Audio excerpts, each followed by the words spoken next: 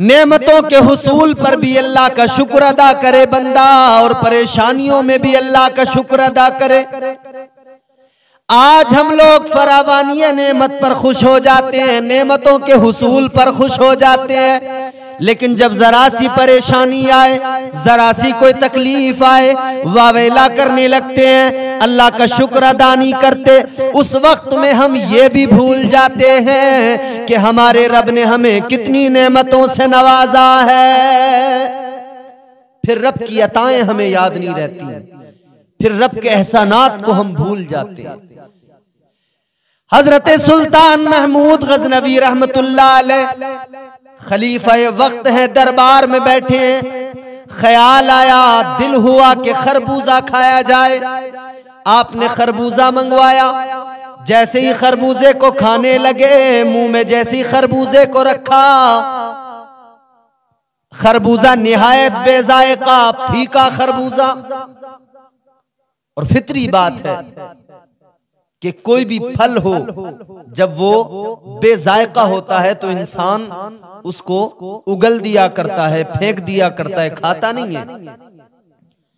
सुल्तान महमूद गजनवी ने बेजायका खरबूजा जब मुंह में रखा तो उसका कोई जायका ही नहीं था, बेजायका था। आप ने नजर उठाई, देखा सामने अयाज है। हजरत सुल्तान महमूद गजनवी ने हजरत अयाज को बुलाया, बुलाने के बाद में कहने लगे, लो अयाज ये खरबूजा खाओ। जनाब अयाज को खरबूजा दिया गया, हजरत अयाज ने खरबूजा लिया, खाना शुरू कर दिया। बादशाह चेहरे को देख रहा है, बादशाह देख रहा है फीका खरबूजा है, बेजायका है, फेंक देंगे, खाने से इनकार कर देंगे। लेकिन अयाज ने खरबूजा खाया और चेहरे का रंग भी तब्दील नहीं हुआ, खरबूजा खाते रहे। जब एक फांक को खा लिया, बादशाह ने दूसरी फांक दी, दूसरी लेकर उसको भी खाने लगे, उसको भी खा लिया। फिर बादशाह ने और दिया, उसको भी खा लिया। सुल्तान महमूद गजनवी ने फरमाया, ऐ अयाज ये बताओ, क्या ये खरबूजा बेजायका नहीं है? क्या ये खरबूजा फीका नहीं है? कहने लगे, जी हुजूर खरबूजा फीका था, बेजायका था। सुल्तान महमूद गजनवी ने फरमाया, फिर तुमने खरबूजा किस लिए खा लिया? इनकार क्यों नहीं किया? मना क्यों नहीं किया? तुम्हारा चेहरे का रंग भी नहीं बदला, खरबूजा तुमने खा लिया। ऐसा लगा जैसे बड़े लुत्फ के साथ में खा रहे हो। अयाज कहने लगे, ए बादशाह, जब मैंने खरबूजे को मुंह के अंदर रखा, बड़ा बेजायका था, फीका था। तबीयत ने कहा था फेंक दे, मगर मेरे दिल ने कहा फेंकने से पहले इतना सोच ले, ये सुल्तान महमूद गजनवी ने तुझे दिया है, उन हाथों ने दिया है जिन हाथों ने तुझे कभी सोना दिया, कभी चांदी दी, कभी जवाहरात दिए, बड़ी नेमतें तुझे सुल्तान ने दी हैं। क्या हुआ अगर आज फीका खरबूजा दे दिया? उन नेमतों को याद कर, जब वो नेमतें हासिल की तो खुश हो गया।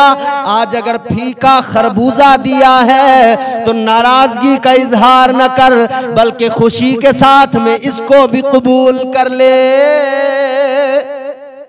का हुजूर, जब नेमतें आपने मुझे दी मैं खुश हुआ था, तो आज फीके खरबूजे के सबब मैं चेहरे का रंग कैसे तब्दील कर सकता हूं, लिहाजा मैंने खा लिया खरबूजा। मेरे अजीजों, आज यही हाल है हमारा। जब नेमतें अल्लाह अता करता है तब तो खुश हो जाते हैं, लेकिन जब जरा सी तकलीफ आए तो शिकवे हजार हो जाते हैं। फिर हमारी जिंदगी से शुक्र नाम की चीज निकल जाती है।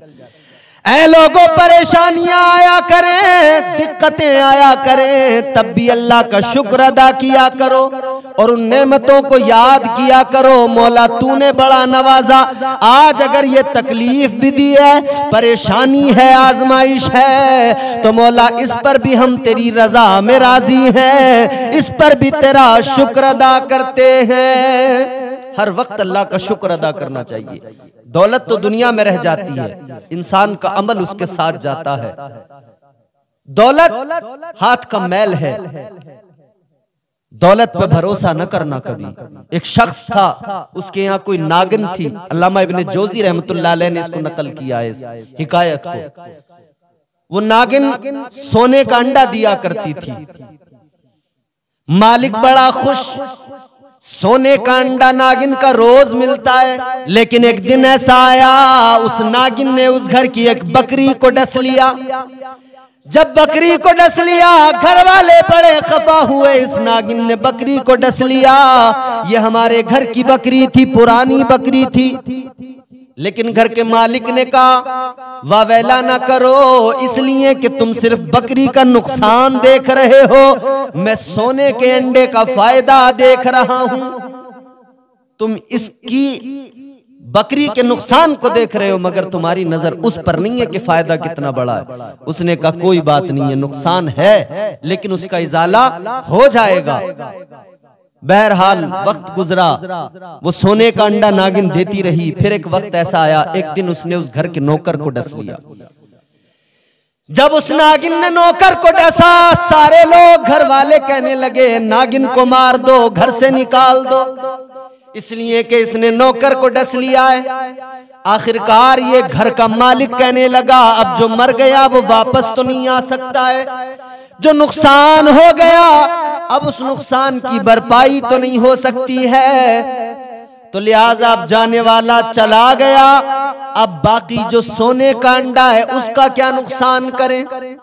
अब अगर इसको भगा दे, मार दे, तब भी वो नौकर तो वापस नहीं आएगा, तो लिहाजा अब सोने के अंडे जो हमें अंडा मिलता है उस पर तो कम से कम इक्तिफा कर ले, नजर रखें कि वो तो मिल ही रहा है।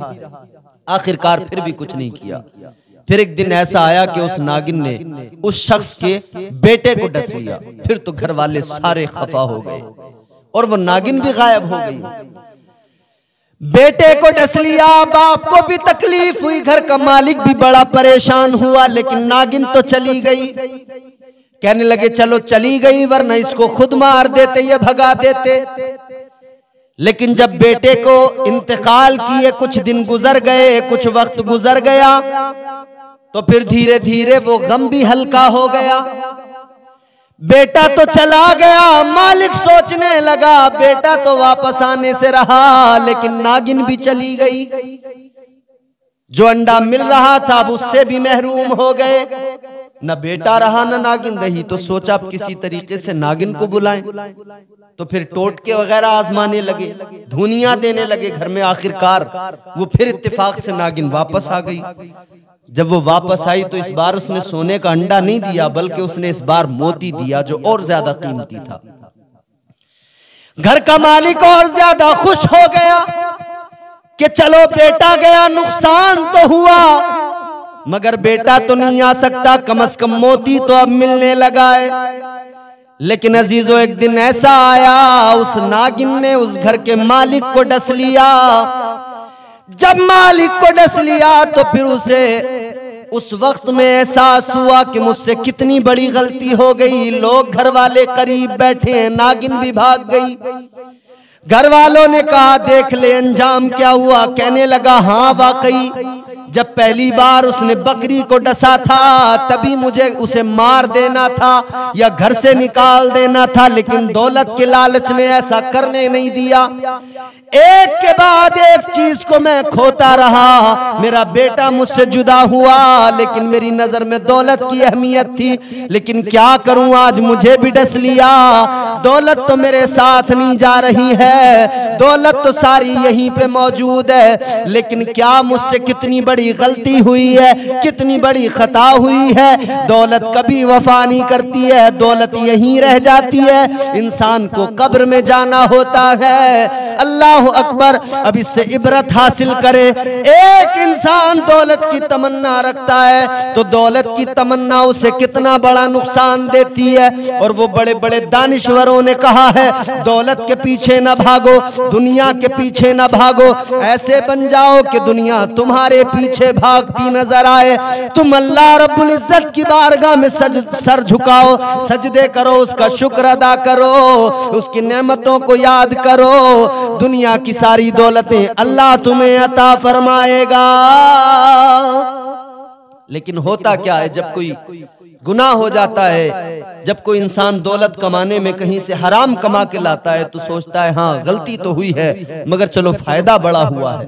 उस फायदे को सोच सोच कर वो गलत काम करता चला जाता है, गुनाह पे गुनाह करता चला जाता है, माले हराम जमा करता चला जाता है। लेकिन आखिरकार ये होता है, एक दिन वो दुनिया से जा रहा होता है, फिर उसे एहसास होता है मुझसे कितनी बड़ी गलती हुई, मैंने दौलत तो बहुत जमा कर ली लेकिन दौलत तो यहीं रह गई सारी।